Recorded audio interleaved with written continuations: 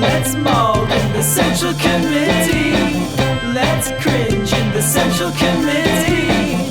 Let's bog in the Central Committee right now.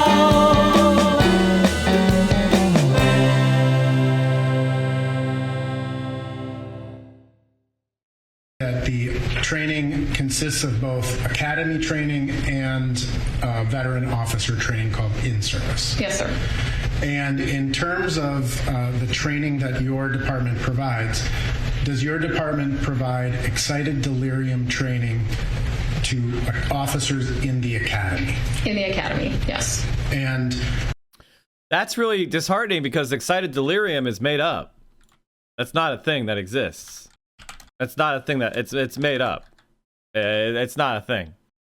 Is excited delirium a medically legitimate diagnosis? It shouldn't matter. Over at State, Diana Lethwick has written a helpful primer on excited delirium, the non-medical diagnosis that is often used to clear police officers for in-custody deaths. The phenomenon is reported most often in police encounters require on average 4 officers to restrain the suspect. In approximately 10% of cases, according to literature, the person with excited delirium may die suddenly. The heart or breathing simply stops.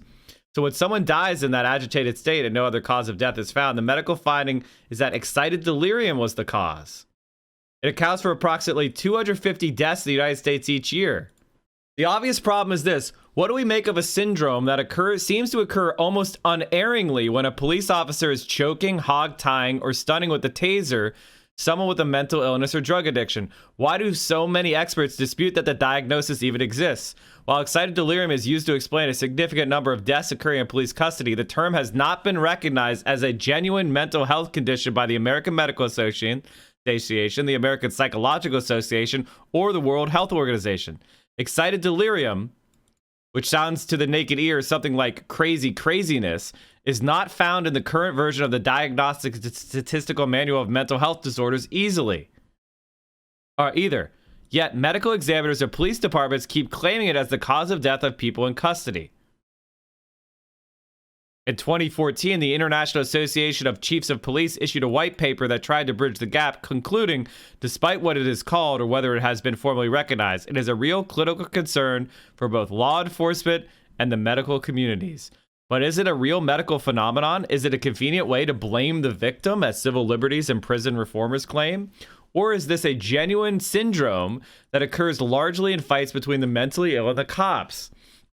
Now more than ever, when suspicious deaths in police custody are making headlines, should we consider excited delirium an illness or a cover for police abuse? The spread of the diagnosis among medical examiners is, conveniently enough, largely due to the tireless work of the stun gun manufacturer Taser International. Well, what do you know? What do you know? What's up, buddy? What's up, buddy? How you doing? I don't have any treats. I don't have any treats, man. We're not gonna do any catching of treats today because I don't have any. I didn't bring them. He just wanted to say hi. He expects them though. He expects them. See, all I have to do is this. He'll give me a high 10.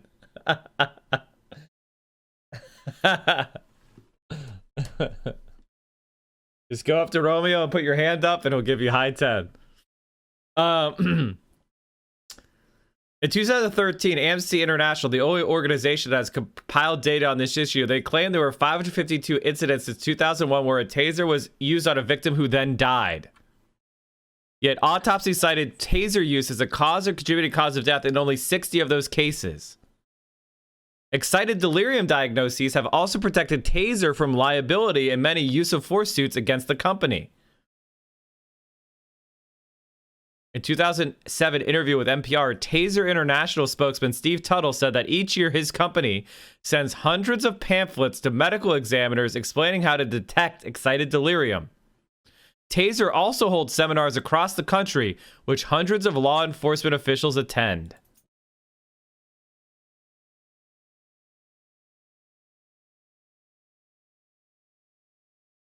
A Canadian at a Canadian public inquiry set up in 2008 study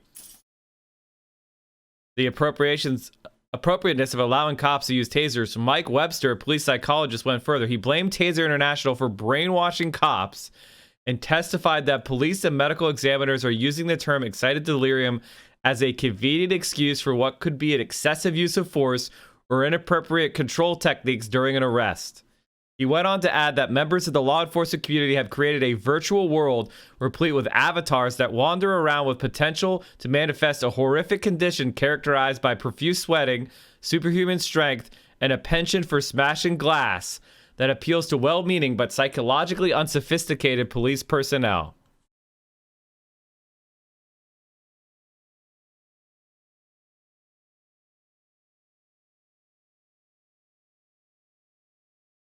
The panel determined that there is no conclusive medical evidence in the current body of research literature that indicates a high risk of injury or death to humans from direct or indirect cardiovascular or metabolic effects of short-term CED exposure in healthy, non-stressed, non-intoxicated persons.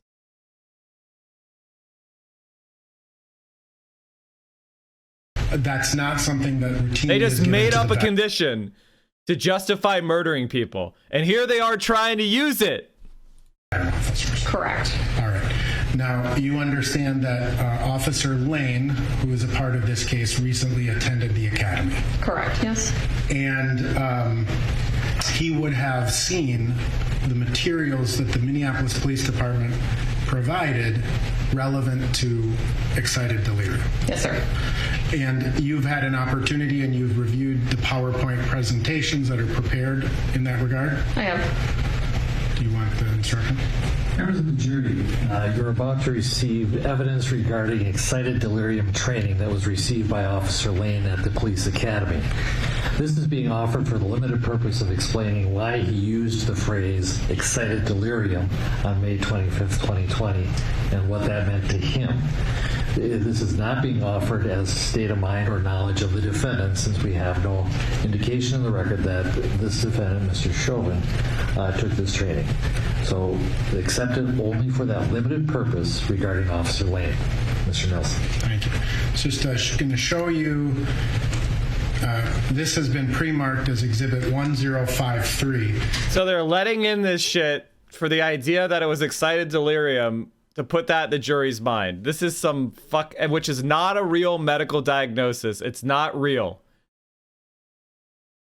It allows police to kill people in custody. So there's hundreds of people like George Floyd. They're just not on tape. Now you know that. They call it excited delirium, and then they put the person in the ground who they just murdered. I can't believe this is allowed to. It's just completely made up shit. I just showed you how it's not recognized by any major medical association and purely pushed by cops and Taser International to cover up for their murders.